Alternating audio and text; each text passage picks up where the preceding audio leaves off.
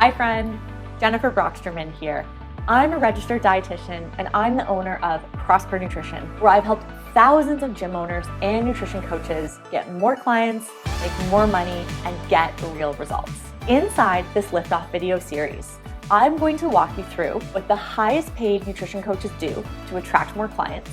I'll also give you some examples of fun nutrition coaching games, including free swipe files from my own private practice that you can download and start to use for yourself. How you can actually level up your goal setting game so your clients consistently crush it. And to be honest, I think this part will surprise you the most because this is what most coaches get wrong. And then finally, I'm going to teach you how to get more nutrition clients just using some unconventional ideas to help yourself stand out. It's all here.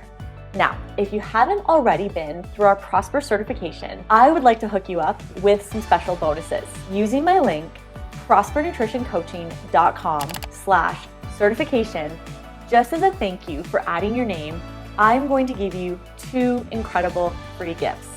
You'll immediately get our social media starter pack, complete with 10 posts you can use right away to help you get more clients. But wait, there's actually more.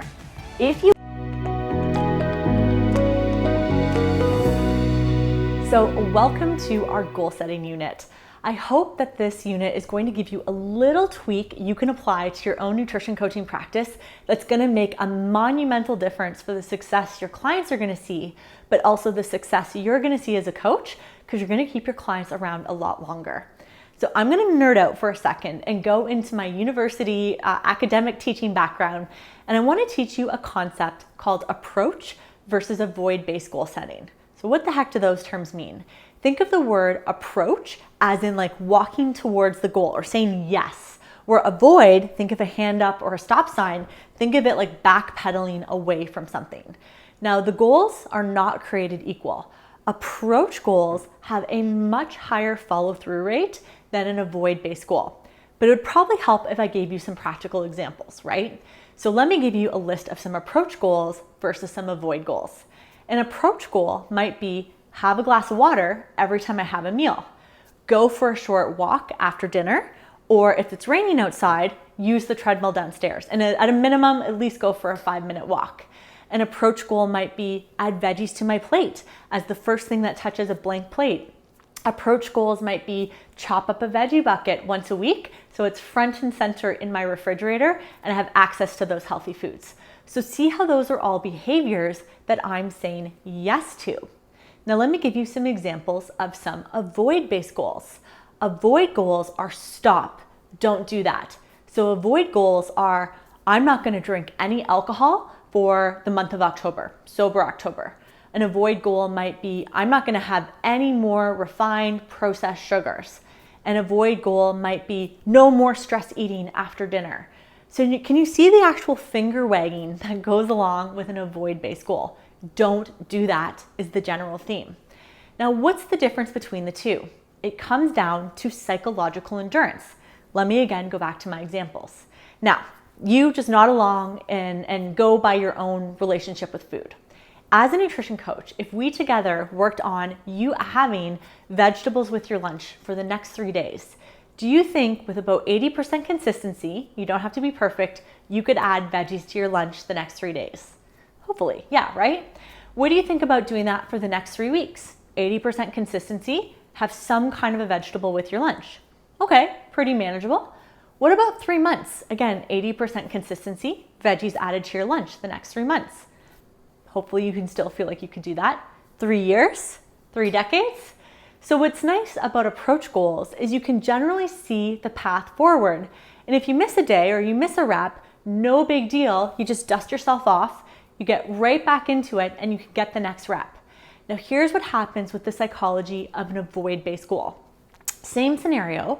Imagine for 3 days, we set the goal of no refined sugars, no processed foods, no refined sugars. Could you do that for 3 days, 3 weeks, 3 months, 3 years, 3 decades? My guess is of the 2 categories, the approach goal that you say yes to doing more of felt a lot easier from an endurance standpoint than the avoid goal of stop doing. Because what happens the moment you messed up, your clean slate, your strip of good yeses of not doing that becomes one big fat X, one giant no. So I want to demo what we actually do with real clients. We have a pen to paper version, and we also have a digital version, because again, I want to be client-centered, what makes sense for my audience. So one of the things we give out in our nutrition appointments, and you get this inside of the big Prosper Nutrition certification, is we have this really cool positive healthy habit book filled with approach-based ideas. But the simplicity of it all is the very back page is this goal calendar that's just basically a blank calendar ready to go. So I want to show you a couple of real life approach-based goal sheets. This was a client I was working with where she wanted to get some support with weight loss, but off the bat, she was trying to set avoid based goals. And lo and behold, she'd been trying to lose weight over and over, telling herself all the bad foods to stop eating. That wasn't working very well for her. So I actually blew her mind when I taught her about the difference in this kind of goal setting. And instead, we only focused on better habits we wanted her to do more of. So we started in our very first session just focusing on more veggies. So we made the goal, she felt ready for the goal of try to have veggies with lunch, veggies with dinner, about half of her plate.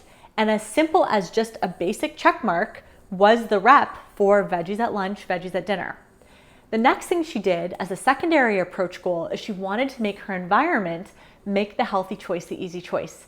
So every weekend that she made a little healthy veggie bucket or a VB on the scoreboard, she was going to reward herself with a point on her scoreboard.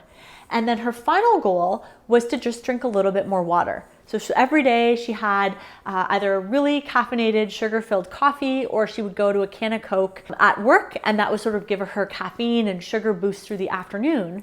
So again, instead of scolding her for drinking a high sugar beverage every day, we instead focused on approaching a glass of water each afternoon. And so although she wasn't perfect, if you look at this like an 80% consistency scoreboard, she got so many reps that month. And so we call this your healthy you piggy bank. Every time she made a positive choice and invested in her health, she got a piggy bank or a dollar or a coin or however you want to think of it that went into this health scoreboard. Then on our second month of working together, the veggies were still something that she really wanted to prioritize. So she kept going with the veggies twice a day check mark, but the veggie bucket on the weekend was becoming second nature. So she now felt ready. Now we have the variety component to add in a new habit. So for her, it was just adding a really quality protein source each in one of her meals throughout the day. So we went through what are some high quality protein options. We found a bunch that she could enjoy and cook and incorporate into her daily routine. And all she had to do was put little dots to represent protein at breakfast, protein at lunch, protein at dinner. So we've done this in a pen to paper format, or here, let me into my computer and I'm going to show you the online version. So I like to just always give the client the preference. And so for my clients that want to do things in their phone, they're a little bit more digital, we actually just use a partner company called Coach Catalyst, where the coach can go and actually type in the goal specific to the client. And then the client on their phone, it's as simple as checking off, yes, I did it, or nope, I missed the rep, and that's okay. So what's nice is you can do this approach-based goal setting, whether someone is really high tech or whether they just enjoy good old pen to paper. And even sometimes, as much as this might seem low tech, I often find that when clients hang this on their refrigerator and it is front and center in the place where food behaviors happen, this has also resulted in a massive level of consistency. And as you health coaches know, consistency is king when it comes to actually changing our behavior for the long run. So I hope that was a helpful little insight into setting goals a bit better. If you've never thought of approach versus avoid goals in the past, I want you to think about some people that you're currently working with and rerun the habits, the goals, the action steps they're currently working on, and see if you can tweak them just that little bit to become even more approach in their nature. I think it's going to help you a lot, and it's going to help your clients a lot. Thanks for watching. I hope you found it helpful. Now, if you've been enjoying LIFTOFF, you're going to love our Prosper Nutrition certification. As a reminder, go add your name to the waitlist, and that's going to unlock an incredible bunch of bonuses for you. You'll get immediate access to our social media starter pack, and that's going to help you attract some more nutrition clients to come work with you. And if you do end up joining the certification, you'll also get a second big bundle of bonuses.